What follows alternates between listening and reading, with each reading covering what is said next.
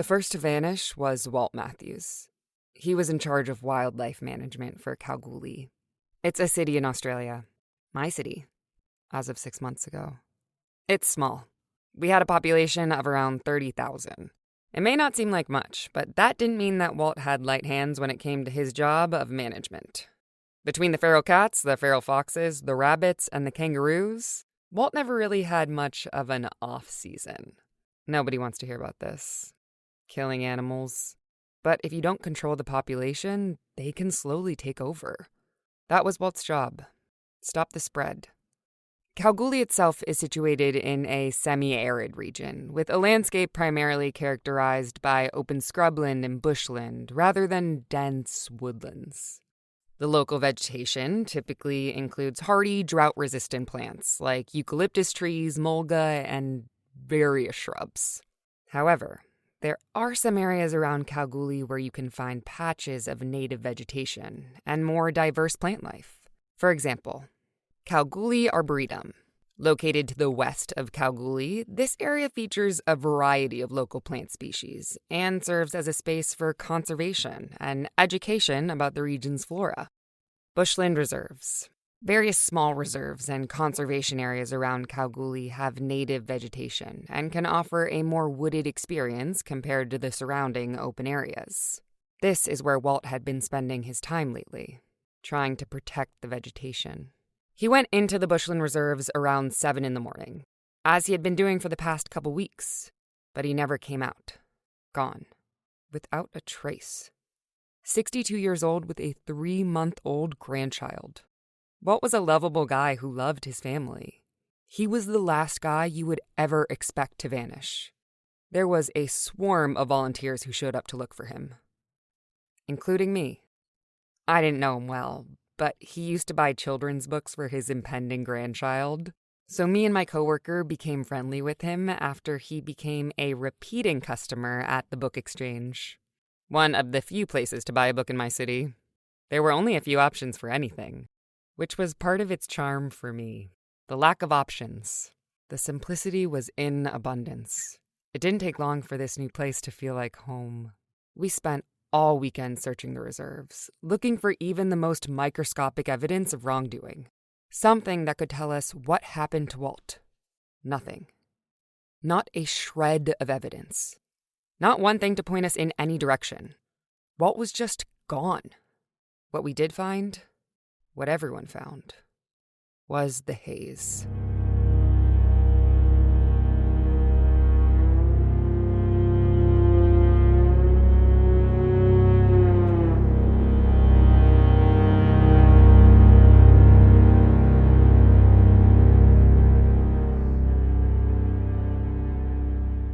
It was not the first time.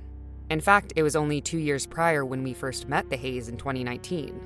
There was a massive bushfire in the surrounding region, which created a thick, reddish haze over the whole city. It was the result of smoke particles in the air scattering sunlight, giving the sky a reddish tint.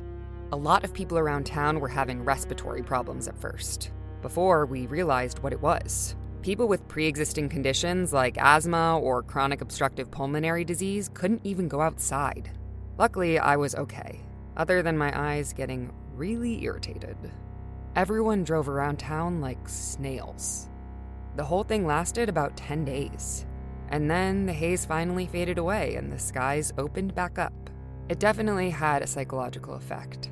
Everyone felt a little on edge. One of my neighbors said that this is what hell would look like. I wouldn't go that far. Our lives were good, but it was creepy to say the least, not having a sky. After the first weekend, a lot of people had to go back to work, while a select few family and friends joined local law enforcement to continue looking for Walt. There was no reason to be optimistic, but rational thinking tends to vanish when you lose a loved one. They would spend full days rummaging through those bushland reserves, even as the temperatures peaked upwards of 105 degrees. Our summers were hot. Even our winters were starting to get hot. Australia in general was becoming decimated by climate change. Part of the reason I moved here 3 years ago was to see it before it evaporated. Kalgoorlie is a vibrant city located in Western Australia. about 600 kilometers east of Perth. It sits in the heart of the Goldfields region, a place renowned for its rich mining history. Established in the 1890s during the gold rush, Kalgoorlie has a deep connection to its mining past, which continues to shape its character today. One of the most notable features of Kalgoorlie is the Super Pit, one of the largest open-cut gold mines in the world. The city is also home to a number of historical buildings and landmarks reflecting its gold rush heritage. The architecture, including buildings like Kalgoorlie Town Hall and the impressive Goldfields Art Center, offers a glimpse into the city's storied past. Despite its remote location, the city has a thriving community with various cultural and recreational activities. It boasts a range of amenities, from schools and hospitals to shops and restaurants, serving both the local population and visitors. The city's annual events, such as the Kalgoorlie Boulder Racing Club's race meets, celebrate its unique heritage and continue to attract tourists. The blend of historical charm, mining legacy, and a strong community spirit make Kalgoorlie a distinctive and enduring part of Australia's cultural and economic landscape. I loved it. The residents loved it. Generally speaking, it was a very friendly place to live. Not much can make you mad around here, except for the Haze, poking its head out from just above the bushland, where Walt went. There was another question, one even stranger than what happened to Walt, which didn't seem possible. But the question around everyone's mind was what was causing the haze. In 2019, it was because of a fire. There was nothing to figure out. It was obvious. It was obvious to people who didn't understand how weather worked. They could see the fire. It turned the sky red. Done. Today, this haze, there is no fire. This new haze is contained, like a pimple on the sky. At first, it hovered just above the bushland, but then over the past couple days, it seemed to expand, like this deoxygenated blob. Pictures of the haze started to go global. Local scientists were perplexed. Geologists and meteorologists were at a loss. The citizens who lived near the haze, scared. It became everyone's obsession. Even my own. How could it not be? There is no more unifying experience than that which we cannot explain. The haze fit that bill. Meteorological abnormalities have always been a part of life. They can't be predicted, and they can have a devastating effect. Catastrophic, even. Some notable examples. Great Blizzard of 1888. This severe winter storm hit the northeastern United States with record snowfall and high winds, causing massive disruptions and over 400 fatalities. 1930s Dust Bowl. Prolonged drought combined with poor farming practices led to massive soil erosion and agricultural collapse, causing widespread economic hardship and displacement. 1969 Bangladesh floods. Extensive flooding caused by monsoon rains led to the deaths of approximately 26,000 people. The floods submerged large areas of the country, leading to massive displacement and agricultural damage. 2003 European heatwave. Unprecedented high temperatures across Europe, with some places experiencing temperatures above 104. This heatwave led to over 70,000 deaths and severe strain on public health and infrastructure. 2008 Cyclone Nargis.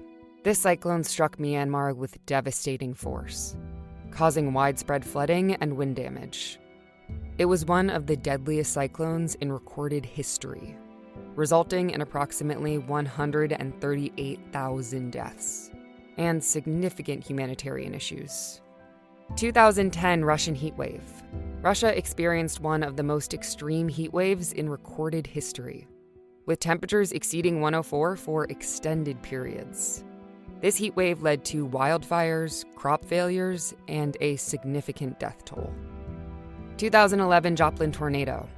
This EF5 tornado struck Joplin, Missouri, with winds reaching up to 200 miles per hour. It caused significant destruction, including a direct hit on a hospital and resulted in 155 deaths, making it one of the deadliest tornadoes in U.S. history. 2013 Super Typhoon Haiyan, known as Yolanda in the Philippines. This typhoon was one of the strongest tropical cyclones ever recorded, with wind speeds reaching 195 miles per hour. It caused widespread devastation in the Philippines, leading to over 6,000 deaths and extensive damage. And then, 2019, Australian drought led to severe water shortages, crop failures, and contributed to the devastating bushfire season. 2019, Australian bushfire season. Known as Black Summer, this season of bushfires in Australia was exacerbated by extreme heat and prolonged drought. The fires resulted in the loss of 33 people, destroyed over 3,000 homes, and had a devastating impact on wildlife. And now, 2021, the Haze.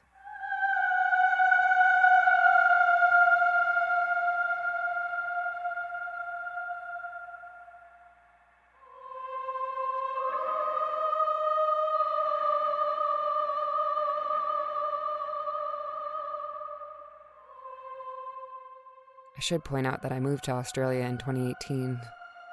By the fifth day of Walt's vanishing, the haze had expanded past the bushland and was now covering a quarter of the city. You could drive across Kalgoorlie in 15 minutes. The home of Walt's niece, Anna, who I worked with at the bookstore, had now been engulfed by the haze. She sent me pictures. Her street looked like it was living inside a microwave.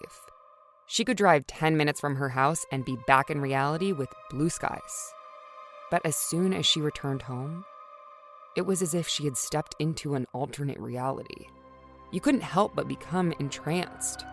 Elderly people around town would spend all day sitting inside, staring at the haze as it slowly slithered its way around our homes.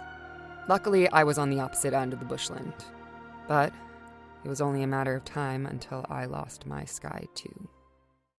"Can you pick me up?" That was the message I got from Anna. She told me she hadn't been feeling well that morning. I told her she should stay home, but she said it just felt like an upset stomach and it probably wouldn't last long. Anna was a bit stubborn. It's part of why we became friends. I'm stubborn too. She was not the type of person who would get regular checkups. Her healthcare strategy was to tough it out, which in my 3 years of knowing her seemed to always work well. She also had an amazing affinity to not get hangovers. Needless to say, she had never asked for a ride before. I was more than happy to oblige. It had now been a week since Walt vanished, and we could almost see in real time the haze slowly expanding above our city.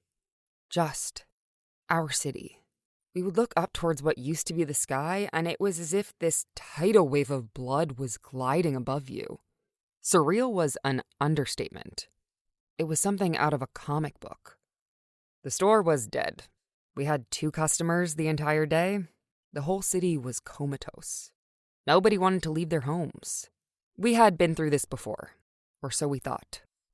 There was no rational explanation being delivered to local or national media about what was causing the haze. We were all in the dark, literally. Between the heat and the haze, it felt like God was cooking us. Speaking of God, some of the more religious citizens had been spending quite a bit of time in church this week. It was the only time they left their houses, to seek forgiveness and confess sins in exchange for being spared. Spared from what? Anna didn't look good. Nobody looked good over the past couple days, but Anna seemed really down. She could hardly stand up. She was chugging water, making frequent trips to the bathroom. As much as I told her to go home, she remained stubborn.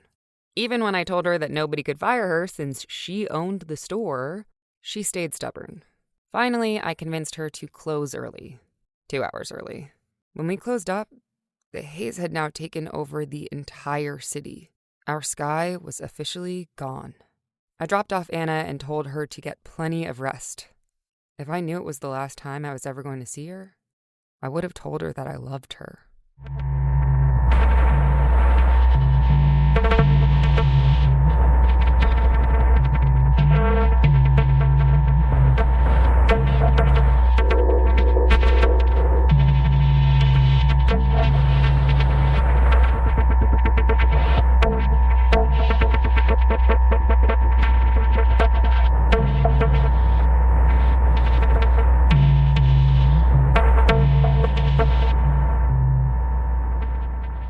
She wasn't responding.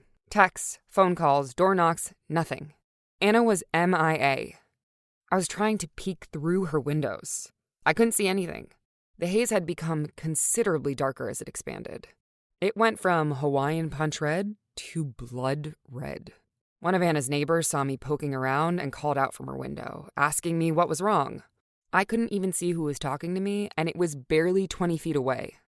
"It's Jackie. We met at Anna's barbecue. Is everything okay?" I told her that Anna hadn't responded to any of my attempts this morning. Her car was in the driveway. She didn't have a boyfriend. Not that I knew of. Jackie yelled towards me that she would help me look, but she was nervous to expose her skin to the sun. She had been reading reports that this haze was having a negative impact on the elderly. She yelled something else about her brother that I couldn't understand. I hadn't heard about the elderly. Plus, Walt was only 62. Is that old? Maybe. Anna was 44. Nearly 15 years older than me. But spiritually, she was one of the youngest people I knew. Also, since when does negative effects equal vanishing? I drove back to the bookstore, in case she was there. Or maybe she would show up. It was a 15-minute drive that took me nearly an hour. People were driving at a crawl. The streets were naked. I saw maybe 4 or 5 other cars on the road, but you wouldn't be able to see them until they were 10 feet in front of you. So everyone was driving around with their brights on, occasionally tapping on their horn to keep you on full alert. It was beyond surreal. Not one person came into the store all day, including Anna. Around lunch, I called the cops to report her missing. It didn't feel like an overreaction. Anna was never MIA. They didn't pick up. 911 did not pick up. Was that even possible? Apparently. I felt like I was in one of the books in our science fiction section, which had become increasingly popular lately. Sci-fi and horror were the new comfort reads in times of despair. Local news outlets began telling people to stay inside, avoid direct exposure if possible. Wear masks, wear sunglasses, wear long sleeves and pants. Not ideal when it was approaching 110 degrees. The local markets looked like they had been ransacked. I had gotten the last memo indicating it was time to freak out because there were only a few options left on the shelves by the time I walked in. All the water bottles and most of the canned foods had been bought up. The only options I had were all the gross things filled with sugar in all the middle aisles that I generally tried to avoid over the past decade when I realized these were the things that could kill you at a young age. Today was an exception. I had to buy the crap. Tuesday was trivia night. Not tonight, though. Tonight, there would be no trivia. Only one bar remained open. Pluto.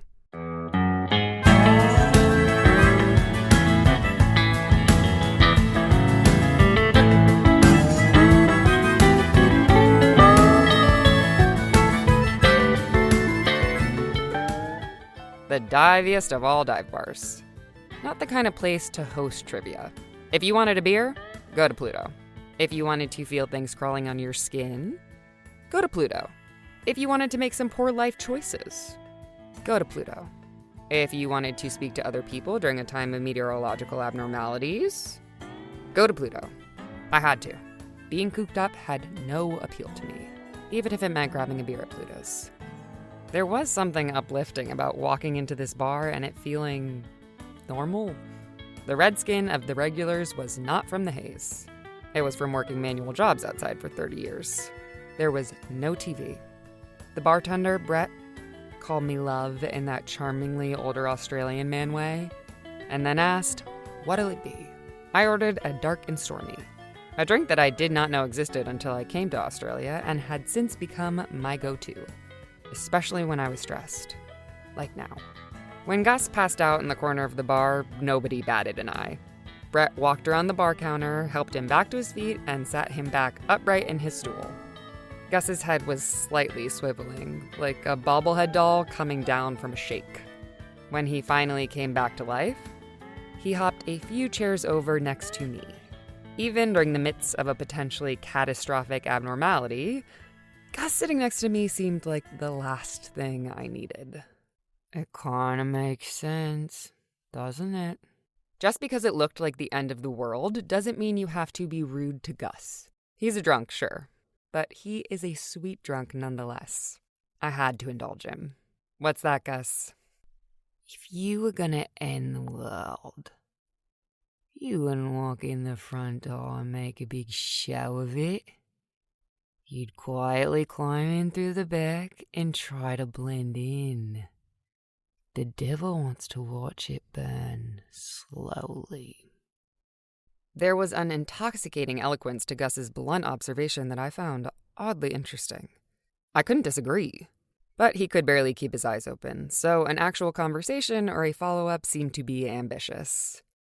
Luckily, I was saved by someone dropping their beer glass behind us, which caught Gus's attention, enough that he went over towards the broken glass and attempted to clean it up while blacked out.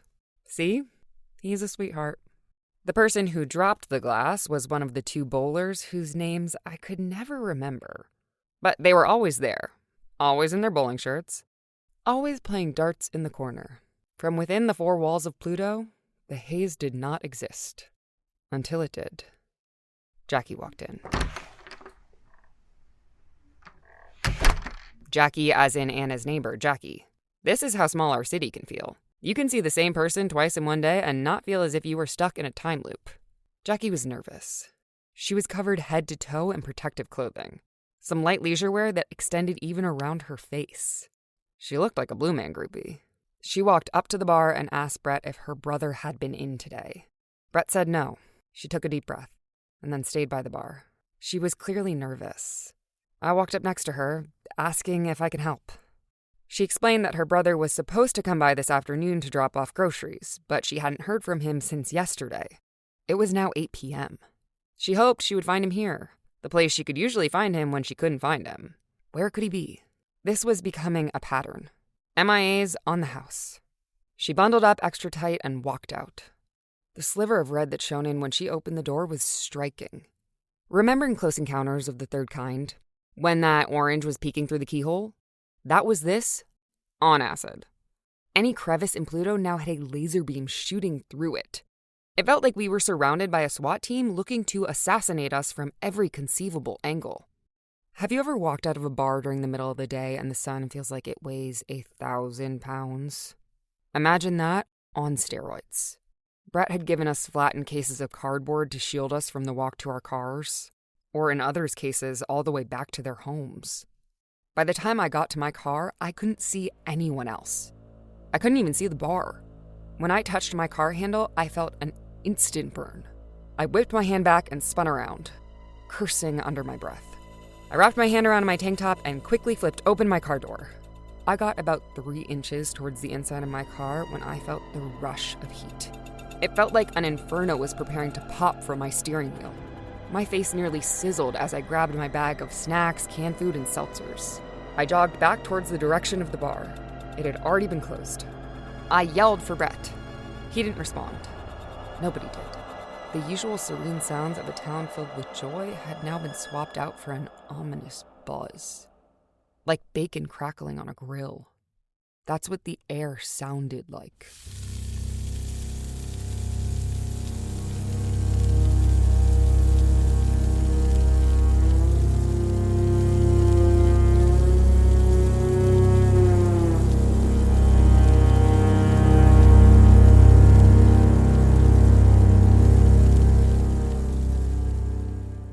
Shade was the new oxygen. I clung against the walls on the left side of the street, trying to find a store that was open. The police station was a half-hour walk, but there was only so much semblance of shade. Anytime I had to walk directly into the harsh red haze, I could feel my skin bubbling. I could only shade my face and neck, which meant my legs were steadily being fried. There was no way I was going to make it all the way to the police station. Unless I saw a car. This was the type of city you could flag down a car to get a ride. Who wouldn't want to go to the police station right now? To get some answers. But there were no cars. There were no people. No signs of life. The closest place I could go back to was the bookstore. So I went. As soon as I walked inside, I puked. That's how much my legs hurt from the haze. I cranked up the air conditioner.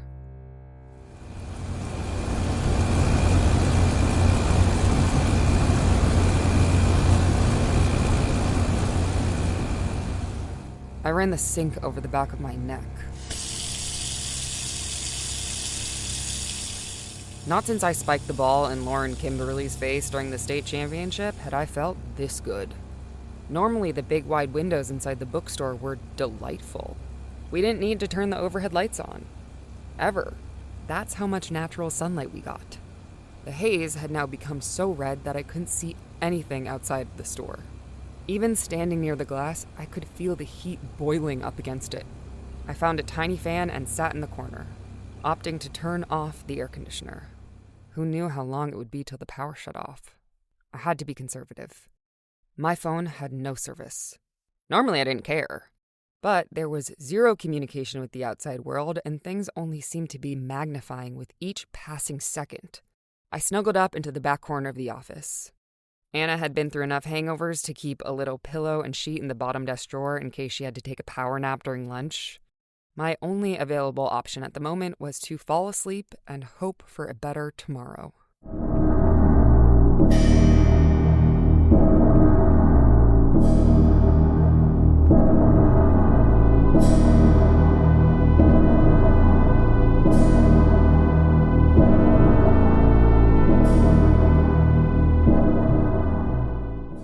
For a moment, I forgot.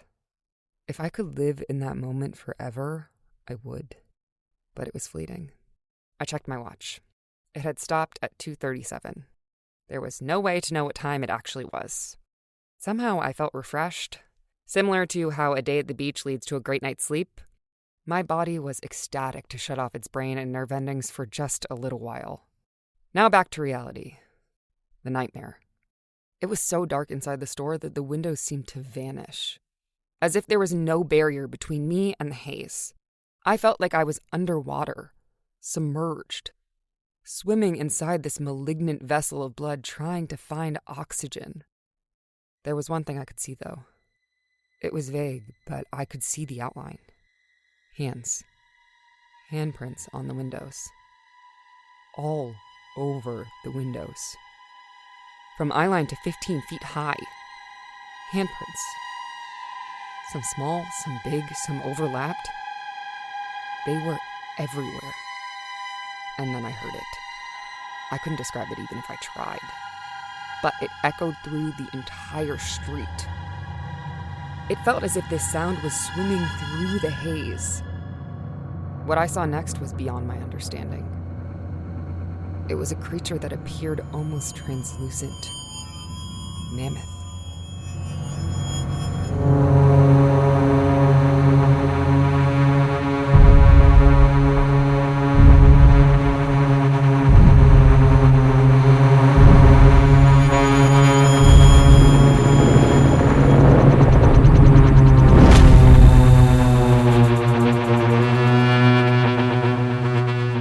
As it moved, the bookstore shook. It seemed to inhabit the haze and glide through it as if they were one and the same. And then it turned. Its eye was the size of one of the big store windows. It was staring right at me.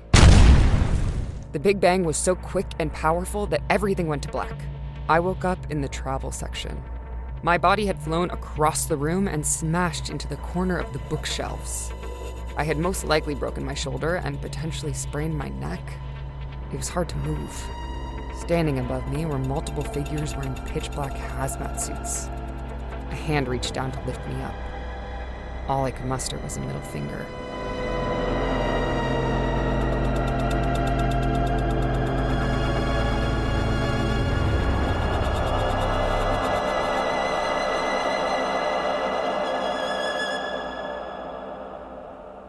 They wrapped me up like a burrito and then lifted me into the back of an army truck.